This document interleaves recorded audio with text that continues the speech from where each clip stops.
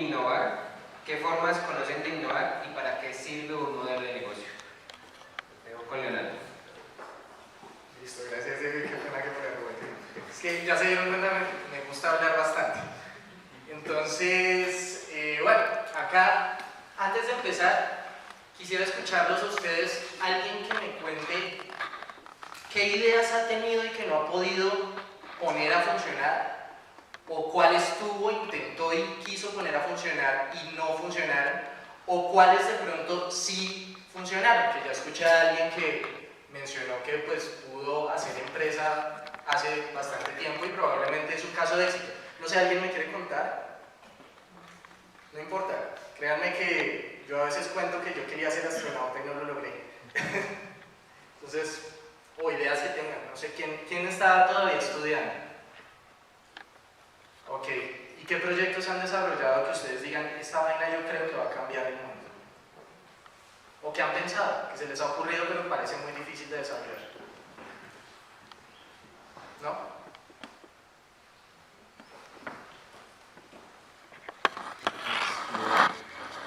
Entonces, hace más o menos, yo soy de Medellín, me vine pues a estudiar acá a Bogotá y llegué, pues yo estudié otra carrera, en Medellín estudié ingeniería biológica, llegué a estudiar ingeniería química acá y me pareció bastante interesante pues que ingeniería química, digamos, la estructura pues como conceptual es termodinámica. Entonces yo llegué a decir que hay algo pues para estudiar termodinámica biológica, que era lo que mi origen. Averigüé, no había nada, entonces propuse pues como formar un grupo de estudio.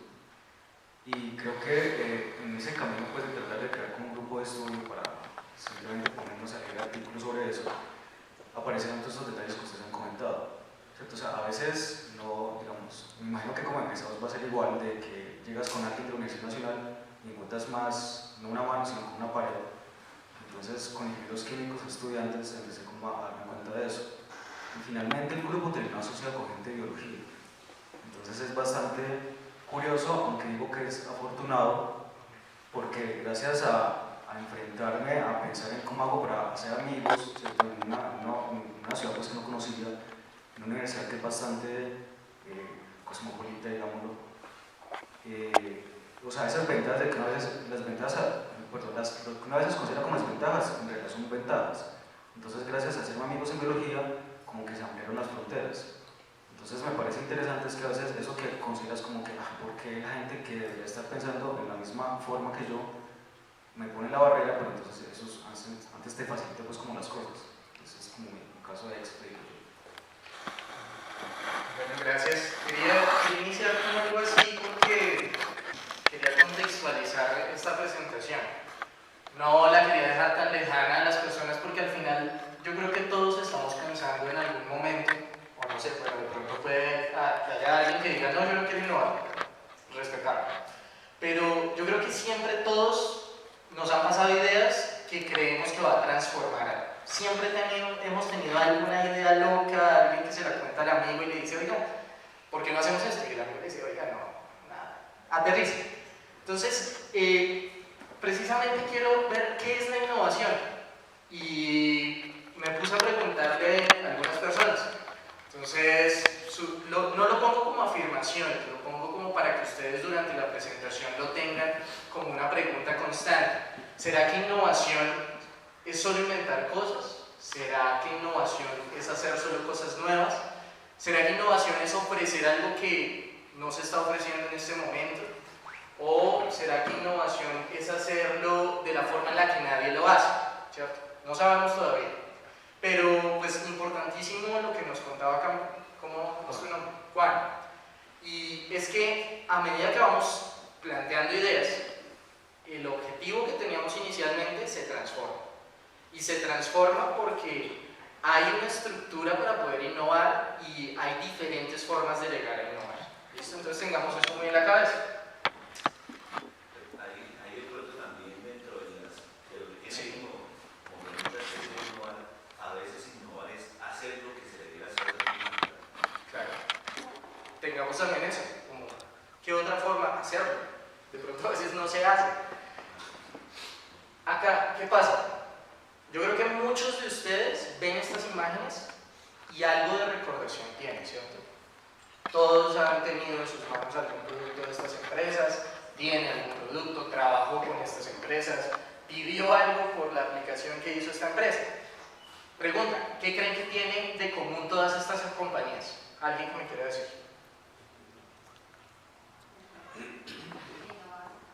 Sí, innovaron. Productos. Hicieron algunos productos, no todas hicieron productos. Exacto. ¿Y qué tienen de diferente? Hay un punto importante, no todas surgieron en la misma época. Cada una es de un contexto diferente. Y al mismo tiempo, industrias diferentes. Al mismo tiempo, situaciones en las que probablemente podían o no inventar algo, ¿cierto? Entonces, quería empezar con esto porque quería mostrarles que dentro del tema de innovación hay un mundo gigantesco. Hay un mundo que no tiene de pronto un script hecho y es, tengo que hacer esto para llegar a ser exitoso y que mi idea sea la nueva idea, el nuevo Steve Jobs, ¿sí? Y además de eso, incluidos empresas colombianas. Y es también para romper ese paradigma de que los colombianos no innovamos y de que los colombianos no hemos generado ideas trascendentales en el mercado, ya sea en Latinoamérica, ya sea en el país, ya sea a nivel mundial, porque hay empresas que en este punto han surgido de Colombia y hoy a nivel mundial están teniendo un impacto grande. Les comento algo, yo no sabía hasta hace más o menos un año que Visagi, que es una empresa de tecnología, base tecnológica, que es muy fuerte a nivel de procesos y que es muy bien conocida hoy día a nivel mundial, es colombiana. Y es idea de un colombiano. Entonces, tengamos muy en cuenta eso, y es que no solamente en Estados Unidos, no solamente en Europa, innovan, acá también, ¿listo? Y quería contarles cuál es la diferencia entre inventar e innovar. ¿Cuál de las dos marcas ustedes han escuchado más cuando se habla de la historia del automóvil? Ford, ¿cierto? Y resulta que la primera patente de un automóvil con motor a gasolina fue Benz y CIE, idea del señor Carl Benz. Fue en 1885-1886 y es este carrito que vemos acá, no muy bonito pero como interesante. Duró muchos años intentando introducirlo en el mercado, muchos, hizo pruebas, puso a su esposa a ir de un lugar a otro para mostrar que el carro era seguro, pero lastimosamente no fue Benz quien impuso, o bueno, quien introdujo el mercado en las grandes masas en el mundo. Después, años más adelante, alrededor de 1908, el señor Henry Ford dijo, uy, existe un carro, pero resulta que es muy costoso, nadie tiene para comprar un carro. Y por eso hoy día muy pocos usan carros, eso era un lujo que tenía el presidente, el rey de, sí, y hacían unos poquitos. Muchos dicen, Ford inventó la línea de producción. No, Ford no la inventó. Ford inventó el carro. No, tampoco lo inventó. ¿Qué hizo Ford? Reunió cosas que ya estaban hechas, que fue la línea de producción, que fue el automóvil ya patentado años atrás, y los puso dentro de un nuevo modelo de producción. Un nuevo modelo de producción que reducía costos y que además de eso cambiaba la imagen de ese automóvil y que lo hacía accesible a la persona del común. Esa fue su idea de negocio. Su idea de negocio es, quiero que los carros los puedan comprar los mismos operarios que fabrican ese carro. Y así lo logró. Y su gran invento fue el modelo T, que tenía una línea de producción específica, que los costos cada año que iban pasando iban reduciéndose. Y por eso hoy día recordamos más a Ford, cuando hablamos de la historia del automóvil, que a Carl Benz, que fue el primero en patentar un automóvil. Por eso lo quería traer a colación, porque muchas veces pensamos que está la clave en inventar algo nuevo. No voy a decir que no, porque siempre necesitamos algo hecho para poder ofrecer algo. O sea, Ford no pudo haber ofrecido un carro si Carl Benz no lo hubiera patentado unos años atrás. Pero sí hay que tener muy en cuenta que además de inventarnos eso, hay que pensar cuál es la necesidad. ¿Quién me lo va a comprar? ¿Cómo quiero que eso lo usen muchas personas o lo reconozcan muchas personas? Entonces, importantísimo este punto porque muchas veces nosotros como ingenieros, y acá no lo voy a decir únicamente de la nacional, sino ingenieros, nos quedamos acá, somos muy buenos. He conocido gente que ha inventado cosas muy jóvenes, otros ya un poco más avanzados, y han hecho cosas espectaculares, que están en las bibliotecas como tesis. Y allá hay muchas ideas. Tal vez allá hay cientos de años de avance tecnológico que hoy día no estamos usando. Y no estamos usando precisamente porque no estamos teniendo en cuenta cuál es el concepto real de innovación. Estaba buscando para esta presentación, yo dije, quiero buscar un concepto de innovación que sea atractivo. Y encontré uno de un conversatorio de ideas de innovación de ACOFI, que es una de las asociaciones de ingenieros. Precisamente es un concepto que ni siquiera tiene un autor identificado, pero que dice innovar es generar nuevas cosas, es generar nuevos modelos, es generar nuevos servicios, pero muy importante dentro de la innovación, no quedarnos únicamente en generar, sino además en introducirlo en el mercado. ¿Cómo voy a hacer que eso se mueva? De pronto dirán, uy, pero es que solo hablar de plata, todo es plata, todo es plata. No, resulta que los mercados no solamente es quien me paga. ¿Cuál es el mercado de todo el sector público de un país? La gente.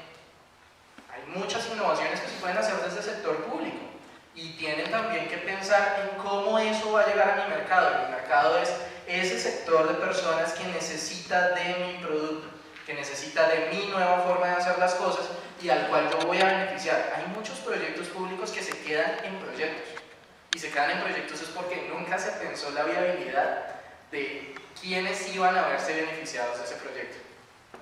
Cosas espectaculares, pero que al momento de ir y ponerlos en una comunidad, la comunidad lo rechaza. Es como, no, a mí no me gusta eso. No, pero es que es para tu bien. No, no me gusta. Créeme que no me gusta, me estás afectando.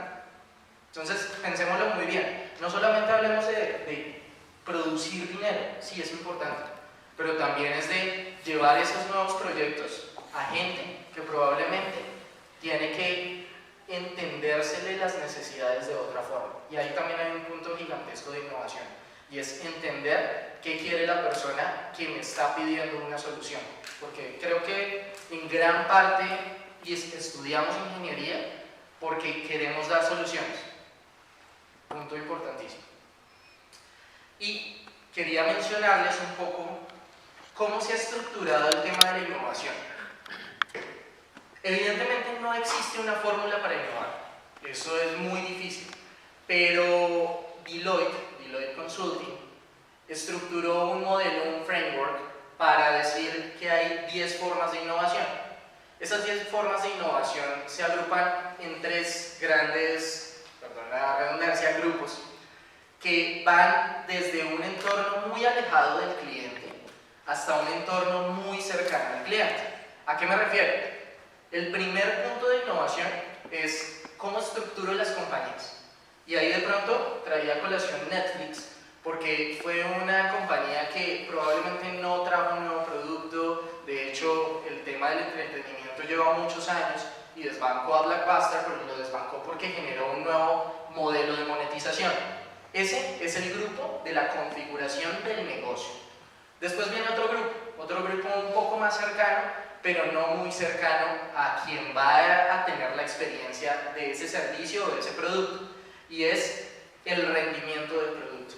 Ahí quería traer a colación Samsung. ¿Por qué? Porque Samsung tomó algo que ya estaba hecho, el celular o los electrodomésticos, y ¿cómo innova él? Meto nuevas características. Y entre más cosas pueda condensar ahí, mejor. Y a la gente le gusta. Hay muchos que compran eso porque tiene más cosas, tiene más funcionalidades, pero todavía no está pensando mucho en la experiencia del usuario. Entonces, el tercer grupo, que es mucho más interesante, es el de la experiencia del usuario. Y ahí vienen compañías como Coca-Cola, vienen compañías como Nintendo, vienen compañías como, bueno, Apple, en este caso, en donde piensan un poco más allá. Sí, evidentemente tienen innovación en configuración de su negocio, tienen innovación en sus productos, pero además de eso, tienen innovación en la imagen que transmite hacia sus usuarios y en la experiencia de usuario. O ustedes, por ejemplo, ¿por qué creen que Nintendo se salvó de la quiebra al momento de sacar Wii, porque dentro de su equipo de innovación se dieron cuenta que transformar la forma en que las personas interactuaban con un videojuego y que ya no solamente iba a ser un control de presionar botones, sino el movimiento real el que iba a interactuar con ese videojuego, pues fue lo que les salvó y fue lo que hizo que muchas personas quisieran comprar esa consola, a pesar de que no era la que tenía mejores características, de pronto no era la de mayor rendimiento, pero sí era la de mejor experiencia de usuario. Y probablemente muchos de ustedes acá, que de pronto más cercanos a mi generación, que les encantan los videojuegos, saben que el tema de Nintendo no va muy al rendimiento, va más a la experiencia de usuario. Asimismo, va Coca-Cola. Coca-Cola siempre en Navidad saca una campaña muy importante y es Coca-Cola en Navidad te hace sentir en familia y todo eso llega a las emociones del usuario. Probablemente haya personas que la Coca-Cola no les guste mucho, pero solamente por el hecho de la publicidad que está generando, que llega a las emociones de las personas, van y compran una Coca-Cola. Entonces, todo esto hay que tenerlo en cuenta cuando estamos hablando de una nueva idea. Miremos de pronto en qué estructura de innovación yo me voy a enfocar. No quiere decir que solamente tenga que hacer una. Tienen que estar todas, pero en diferentes proporciones dependiendo del alcance al que yo quiera llegar. La imagen. La imagen muy relacionada con el contexto y muy relacionada con los perfiles de personas con los que interactuamos. ¿Por qué? Porque esa imagen va a ser la que va a estar enganchando a muchas de las personas que van a adquirir los productos. Ustedes saben que estas compañías no son compañías que han estado 10 años, son compañías que han trascendido en la historia, pero que no solamente trascendieron en hacer productos, sino en también cambiar la forma en que las personas las conocen. Porque ustedes saben que ven un logo de estos y ni siquiera tiene que tener letras para que ustedes ya sepan de qué productos estamos hablando, qué marca es, quién lo hizo, dónde están, quiénes lo fabrican, de qué países. Todo eso ya viene dentro de esa imagen. Obviamente es un trabajo durísimo, no lo vamos a hacer los ingenieros, lo van a hacer personas especializadas en este tema de imagen, pero tenemos que tener en cuenta eso, tenemos que tener en cuenta que si no logramos tener todas esas habilidades que probablemente tendría una persona, digamos que integral para generar un modelo de negocio, sí tenemos que volvernos integrales con el equipo que tenemos. Entonces, si yo no soy muy bueno relacionándome, pues rodéate de personas que sean muy buenas relacionándote. Si yo no soy muy bueno vendiéndome, rodéate de personas que sean muy buenas vendiendo. Si yo no soy muy bueno haciendo imagen para mi negocio, pues tengo una persona especialista en esto, que haya tenido el don de mostrarse a través de los gráficos. Y ahí ya viene muy de la mano con el modelo de negocio. ¿Qué es el modelo de negocio?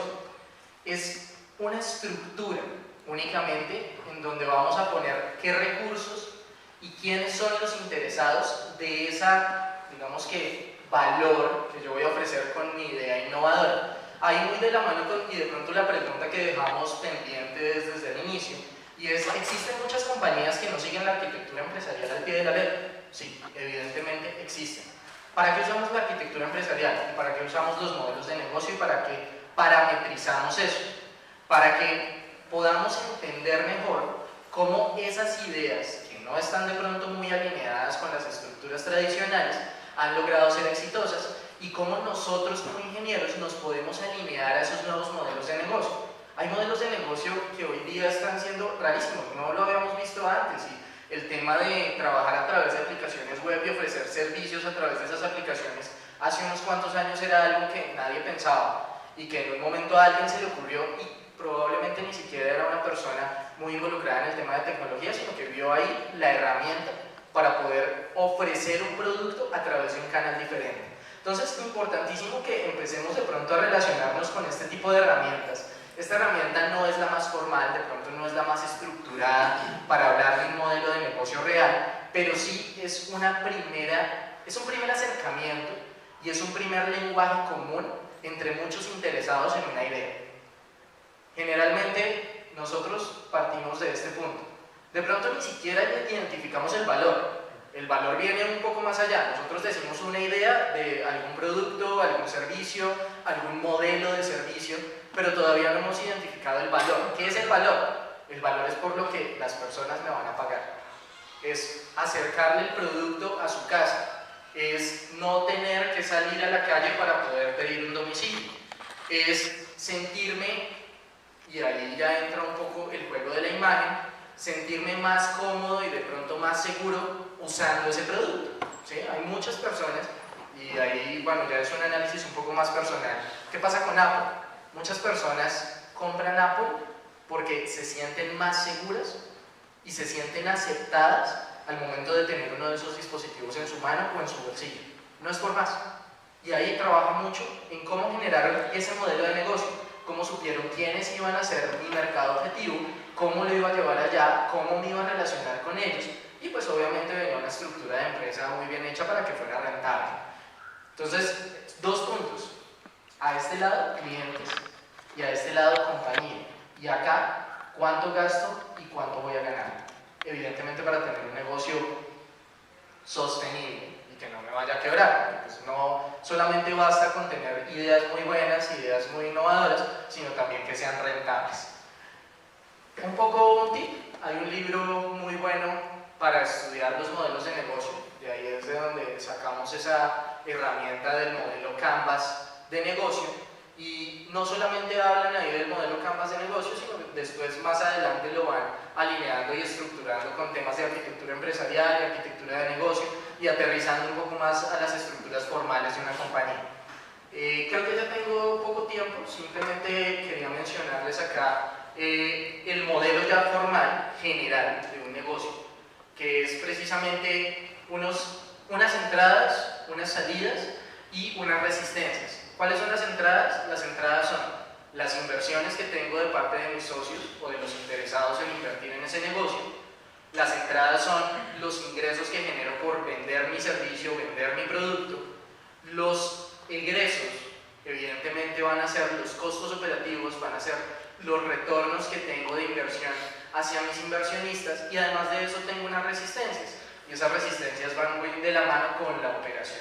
¿Cuánto necesito para operar una compañía que genere ese nuevo producto, ese nuevo servicio, ese valor que quiero ofrecer? ¿Y cómo nos alineamos nosotros como ingenieros? Acá viene un poco más a detalle. ¿Dónde generalmente empezamos? Nosotros empezamos acá o acá, operación o modelo operativo.